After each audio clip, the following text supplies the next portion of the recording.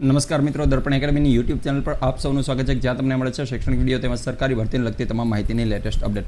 ખાસ અગત્યના સમાચાર. ક્યારની આપણે જેની રાહ જોતા હતા એ ટાટ હાયર સેકન્ડરીનું પરિણામ જાહેર થઈ ગયું છે અને તેનું કટ ઓફ પણ જાહેર થઈ ગયું છે કે હવે મેન્સમાં જે લોકો પરીક્ષા આપવાના છે કોણ આપી શકશે એના કટ ઓફ વિશે આ વિડીયોની અંદર આપણે વાત કરીશું.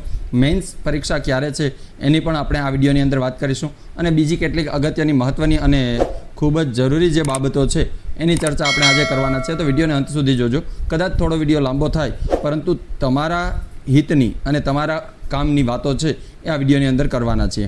આપણે બેઝિક માહિતી જોઈએ તો શિક્ષણ વિભાગની રાજ્ય પરીક્ષા બોર્ડ દ્વારા જે ઉચ્ચતર માધ્યમિક પરીક્ષાનું આયોજન કરવામાં આવ્યું હતું એ છે એમાં તારીખ 29/4/2023નો જે ઠરાવ છે એના અનુસંધાને તૈયારી આખું આયોજન કરવામાં આવ્યું હતું. ત્યારબાદ તારીખ 5/2/26ના રોજ જાહેરનામા ક્રમાંકથી 12/4/26 ને રવિવારના રોજ આ ટેસ્ટનું આયોજન કરેલું હતું, એટલે કે પરીક્ષા લેવામાં આવી હતી. ત્યારબાદ 15/4/2026ના રોજ તમારી જે OMR છે એ પબ્લિશ કરી દેવામાં આવી હતી. ત્યારબાદ તમારી પાસેથી વાંધા અરજીઓ મંગાવવામાં આવી હતી. 4/5/2026થી લઈ અને 10/5/2026 કોઈને પણ પ્રશ્નમાં કોઈ પ્રોબ્લેમ હોય તો એ પ્રોવિઝનલ આન્સર કી જે જાહેર કરી હતી એના આધારે તમારે વાંધા અરજી કરવાની હતી. એ વાંધા અરજી પણ તમે કરી દીધી હશે. ત્યારબાદ ફરીથી આગળ જે વાંધા અરજી થઈ એના અનુસંધાને એક અગત્યની મીટિંગ કરવામાં આવી હતી ઓનલાઈન, કે જેમાં તજજ્ઞો પણ હાજર હતા અને એ ચર્ચાને અંતે ફાઇનલ આન્સર કી પબ્લિશ કરવામાં આવી હતી. અને ફાઇનલ આન્સર કી જે છે એના આધારે રાજ્ય પરીક્ષા બોર્ડ દ્વારા જે નિર્ણય લેવામાં આવ્યો એમાં આજે એટલે કે 16/6/2026ના રોજ ફાઇનલ મેરિટ લિસ્ટ જાહેર કરવામાં આવ્યું છે. હવે ફાઇનલ મેરિટ લિસ્ટની વાત કરીએ તો કટ ઓફની વાત ખાસ અગત્યની હતી કે ભાઈ કટ ઓફ કેટલાય અટકશે અને કેટલા વિદ્યાર્થીઓ પાસ થયા છે. તો સૌથી પહેલાં આપણે વિષયવાર જોઈએ કે ગુજરાતી માધ્યમ છે એમાં કુલ 1,60,182 ઉમેદવારો છે એ ગુજરાતી માધ્યમમાં નોંધાયેલા હતા, જેમાંથી 1,43,734 વિદ્યાર્થીઓ છે જે આ પરીક્ષા સમયે હાજર હતા. એમાંથી હવે ટોટલ જે વિદ્યાર્થીઓ છે એમાં કેટલા વિદ્યાર્થીઓ પાસ થયા છે તો 70 કે તેથી વધુ ગુણ જેણે મેળવ્યા છે એવા છે એ 50,066 વિદ્યાર્થીઓ છે. 80 કે તેનાથી વધારે ગુણ મેળવનાર વિદ્યાર્થીઓની સંખ્યા જોઈએ ઉમેદવારોની તો 33,330 ઉમેદવારો એવા છે જેણે 80 કે તેનાથી વધારે ગુણ મેળવ્યા છે. 90 કે તેનાથી વધારે ગુણ મેળવનાર વિદ્યાર્થીઓ ઉમેદવારોની વાત કરીએ તો 20,067 છે. જ્યારે 100 કે તેનાથી પણ વધુ ગુણ મેળવનાર ઉમેદવારોની વાત કરીએ તો 10,404 ઉમેદવારો એવા છે જેણે 100 કે તેથી વધુ ગુણ મેળવ્યા છે. 120 કે તેથી વધુ ગુણ મેળવનાર ઉમેદવારોની સંખ્યા છે 1,584. તો કુલ આ વિદ્યાર્થીઓ છે એ પાસ થયા છે. એટલે હવે આગળ આપણે જોઈએ અંગ્રેજી માધ્યમ અને હિન્દી માધ્યમનું કટ ઓફ પણ આ રીતના આપેલું છે.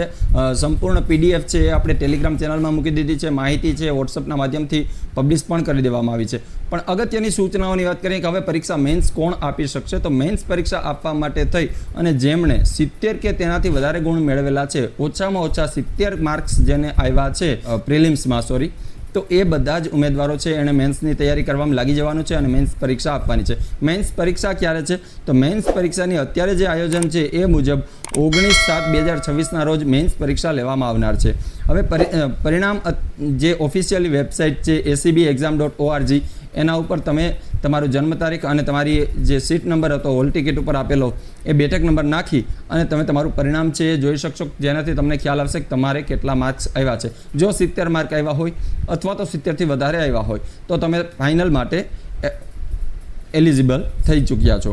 પરિણામ બાબતે વ્યક્તિગત માહિતી, શૈક્ષણિક લાયકાત તેમજ અન્ય વિગતોની ચકાસણી મુખ્ય પરીક્ષા બાદ ભરતી પસંદગી સમિતિ દ્વારા કરવામાં આવશે અને આ અંગે ભરતી પસંદગીની સમિતિનો નિર્ણય જ આખરી રહેશે. એટલે કે અત્યારે તમે પરીક્ષા આપો છો પણ તમારા આગળના કોઈ ડોક્યુમેન્ટમાં પ્રોબ્લેમ હોય તો એ ભરતી વખતે આગળનો પ્રોબ્લેમ સોલ્વ થશે અથવા તો એ પછીની વાત છે, પરંતુ અત્યારે તમારે મેન્સ આપવાની છે.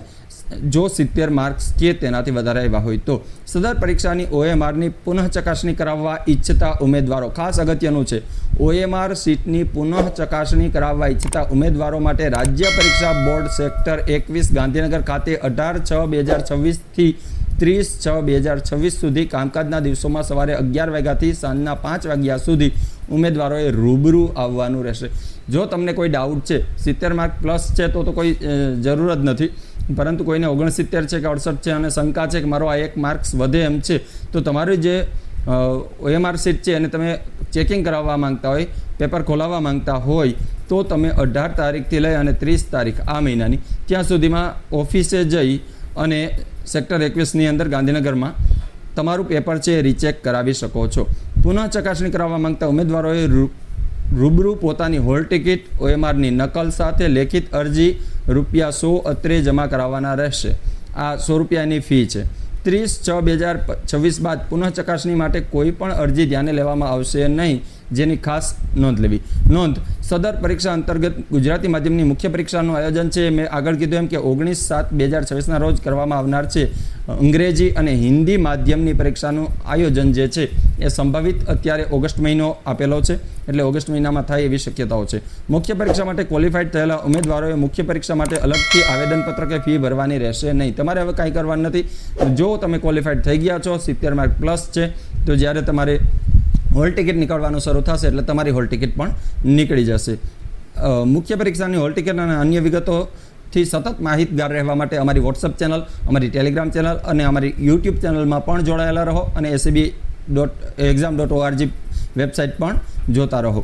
આટલી આ અગત્યની બાબતો છે. આની સાથે જ એક PDF મેં ટેલિગ્રામ ચેનલમાં મૂકેલી છે કે જ્યાં જે પુનઃ ચકાસણી કરાવવા માગે છે એવા ઉમેદવારોને પુનઃ ચકાસણી કરાવવા માટેનું જે ફોર્મ છે એ ફોર્મ પણ આપેલું છે. એ ફોર્મમાં જે કંઈ વિગતો માગેલી છે એ વિગતો ભરી દેવી. જો કોઈ પણ પ્રશ્ન હોય તો તમે નીચે કમેન્ટ અથવા ડાયરેક્ટ DMથી અમને પૂછી શકો છો. અને ઉમેદવારે એ ફોર્મ લઈ અને 21 સેક્ટર 21ની અંદર જે ઓફિસ છે ત્યાં તમારે 18 તારીખથી લઈને 30 તારીખમાં અરજી કરવાની રહેશે, જો તમારે પેપર રીચેક કરાવવું હોય તો.